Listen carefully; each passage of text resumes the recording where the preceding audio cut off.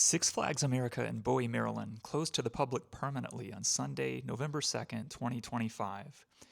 If this is your home park and you spent a lot of time here, I could imagine you were already feeling this one. Before last summer, Ellie and I had never visited this park because we lived pretty far away from Maryland. And when we heard it was closing, we planned the logistics of our summer road trip in a way that allowed us to spend 2 days here, once at the beginning of our trip after flying into the DC area, and again at the end of our trip before flying home. Allow me to tell you about our time at Six Flags America while discussing the potential community impact of this park's closing. This will be part one of a longer discussion about Six Flags America and our second video in the Remembering series, in which we reflect on the significance of parks and attractions that are now closed permanently. With this in mind, be sure to tap the like button, subscribe, and tap the notification bell to see all our future videos in this series, while helping us continue doing what we do to deliver quality theme park content.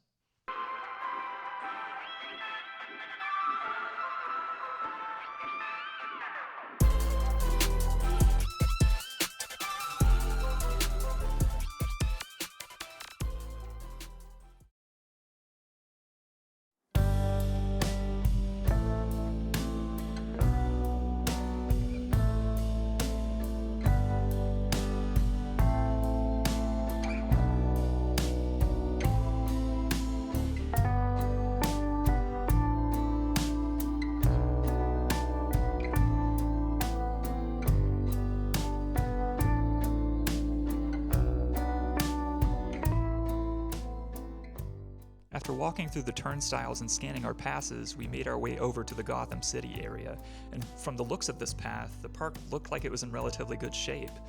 Bewildering to know this place would be closing permanently in a few months.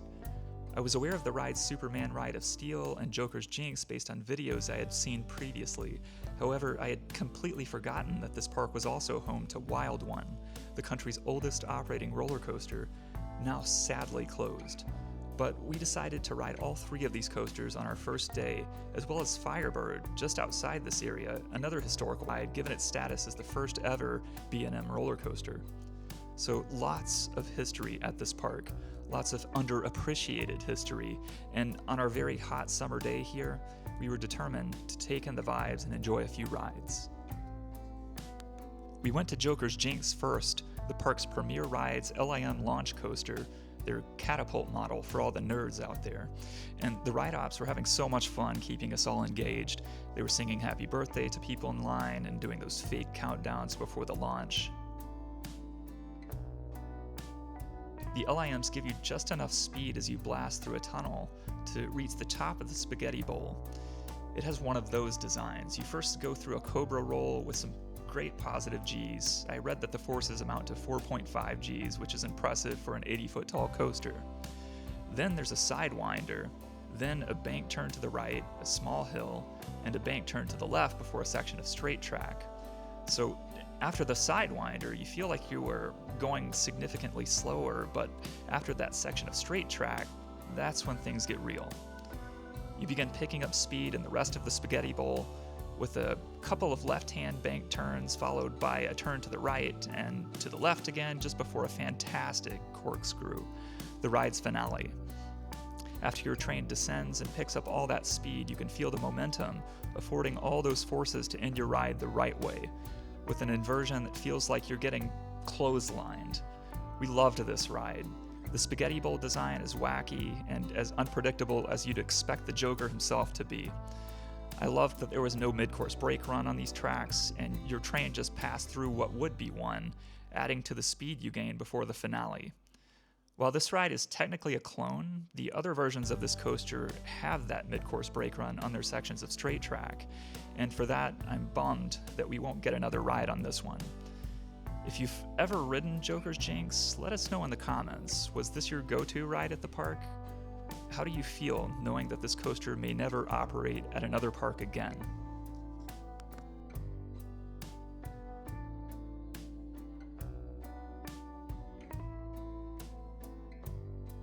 After this, we made our way over to Superman Ride of Steel, another clone of the Intamin hypercoaster at Darien Lake, but of course retaining its Superman theming. Ellie and I have mutual feelings about riding big steel coasters with lots of airtime. We absolutely love these rides. So we were excited to get on this one. We had ridden Millennium Force previously and noticed the trains used on this one were mostly the same. It looks like a mini Millennium Force, like the same train. After all, it was the same manufacturer, and as expected, the airtime was just ridiculous. I would assume the significance of the Superman Ride of Steel name was that you were supposed to feel like you're flying very fast and forcefully. I'm quickly going to give myself a pat on the back for meaningfully alliterating those words like a nerd. Anyway, after reaching the top of the lift hill, you made your way up 197 feet, although the drop is 8 feet larger, so you get some great views of the park with the skyline on the left and some beautiful woodsy Maryland scenery on the right. As you proceeded down the 205-foot drop, you're moving at an angle of 68 degrees, so you gradually pick up speed here. And by the end of the drop, you're going 73 miles per hour, so hypercoaster speed. Fast. You make a turn to the right before moving over a giant airtime hill, and I found this hill to hit hardest in the front row. But we rode in the morning not long after opening. I could imagine a night ride would have afforded a different experience in each row. But we got strong airtime in the front at this moment, hands definitely up, totally out of our seats. This is one of the highlights of this ride, but it's not over yet. You proceed through a giant downward 540-degree helix turning right, and you're in the woods at this moment, so the views continue to be beautiful here. This helix is forceful, but it wasn't so forceful that it would make you gray out necessarily. I didn't. I assumed because this element is very wide and so drawn out. It's not compact like the one on Goliath at Six Flags Over Georgia, for instance. That one gets me almost every time. But it is forceful and very fun. And after that helix, you proceeded through a section of straight track. And yes, I know enthusiasts hate straight track, but the ride experience on this roller coaster is meant to mimic Superman's flight. We have to appreciate that. Sometimes Superman flies straight ahead. Sometimes Superman flies around in a circle. This ride experience wouldn't really make sense without some straight track, and after this, things got pretty exciting. You went over another hill, but this time you got ridiculous ejector airtime. Absolutely thrown out of your seat, like Kal-El crashing into Earth after getting yeeted out of Krypton. The profiling on this one just shot you up and pulled you down more abruptly than the first hill. And after this, you turn into another giant 500-degree helix, but upward this time. This one slows you down quite a lot, so it was more like riding your bike around a cul-de-sac, slower but still fun. Maybe Superman hasn't seen Lex Luthor yet and just wants to take a casual flight around Metropolis before actually seeing him. And that's exactly what it feels like because the finale is violent. After taking a small dip and a right turn out of that helix, you proceeded immediately into an airtime hill that descends to the left before two smaller hills, all of which afforded ejector airtime like you're crushing those kryptonite screws and keeping Metropolis safe from that megalomaniac. A victorious ending. A big, fast coaster. Who could not appreciate that? Superman Ride of Steel. This is a fantastic roller coaster that we knew we were going to be able to experience on some level again, being fortunate enough to visit other parks with this cloned layout. But for some reason, this fact isn't obvious enough to many people. Not everyone has the means to travel to other parks. Have some consideration. Come on. And after we proceeded through the exit, I was a little surprised because I noticed Batwing just sitting there unopened and certainly not operating. Rest in peace to the Flying Dutchman. The last one of its kind, folks. Not even any testing going on. I thought to myself, this is the last Flying Dutchman roller coaster, and I have never ridden one of these. And here it is, right in front of me, closed.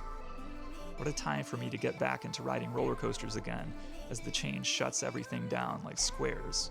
In fact, I later discovered that the park was forced to close this ride permanently, so I wasn't getting a ride on this, and after the ridiculous King Dakar debacle, it's not like I shouldn't have expected this.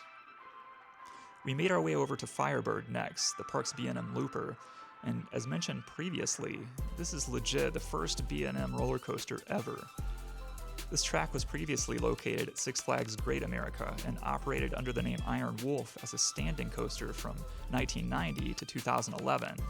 Side note, no other park with America in its name is closing this year. Six Flags in your town is likely not closing.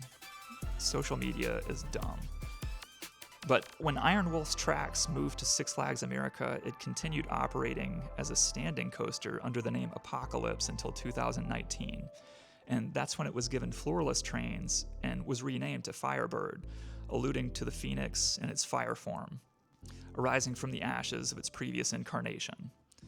The phoenix happens to be a popular bird for roller coasters.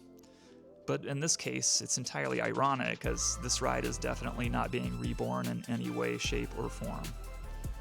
Firebird also meant something else to us on this hot July day as we stood in line for an hour in the blazing sun.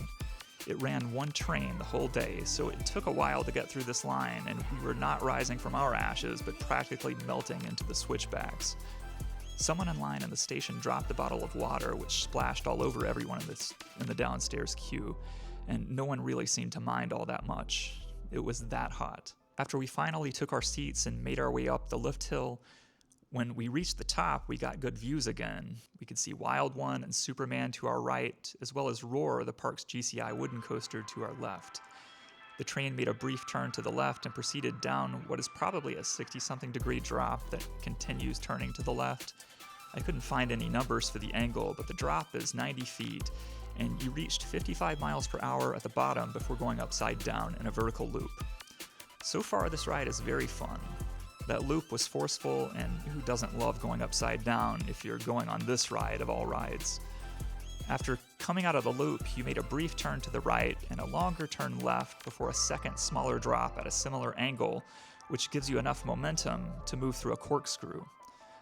I remembered to move my head forward so I could enjoy this element without my restraint feeling like I was getting attacked with a giant mallet. Missed opportunity for Harley Quinn theming? As we made our way out of the corkscrew, we took a quick turn to the left and a very quick and whippy turn to the right, where we saw the fire effect. Very cool. An effect that supports the theme of the ride. I'm gonna be real here. This turn also whipped my head against the over-the-shoulder restraint, but I lived to see the fire, so all was good. Theming, y'all. After a few more turns that ascend and descend, you arrived at the final brake run and survived Firebird, the oldest B&M. Respect. This park had some great attractions, including roller coasters and flat rides, and we really enjoyed our rides here last summer on our first day at this park, including Joker's Jinx, the Forceful Spaghetti Bowl, the big and fast airtime machine Superman Ride of Steel, Firebird, the historic first B&M roller coaster with the fire effects, and definitely Wild One, which we will discuss in the next video. And the vibes here were great. For as underfunded as this park was, it still managed to give us a good escape from the grind. And that is what going to the parks is all about. Theme parks and amusement parks are community spaces that afford options, having fun being one of those. And when the only other option is the grind, then we find out very quickly the significance of these spaces, sometimes the hard way. Hats off to the park management and employees who put their hearts into this place. We appreciate you all and hope for some encouraging news in the days ahead. In the next video, I'll be discussing this in more detail, as well as explaining our reactions to 3 more attractions, including the Ace roller coaster landmark Wild One, the park's second wooden coaster, Roar, and Professor Screamor's Skywinder, Six Flags America's Vekoma suspended looping coaster. Thanks for watching part 1. If you have a story to share about growing up in this area and going to this park, and you want us to feature your story on our channel, leave a comment below or reach out to us at themeparksandhumanity@gmail.com. We'd love to hear from you and include your story in our compilation to show the real impact of this park's closing on the Maryland, Virginia, and DC metro communities. Like this video, subscribe to our channel, and tap the notification bell to see part 2, as well as all future videos in this series.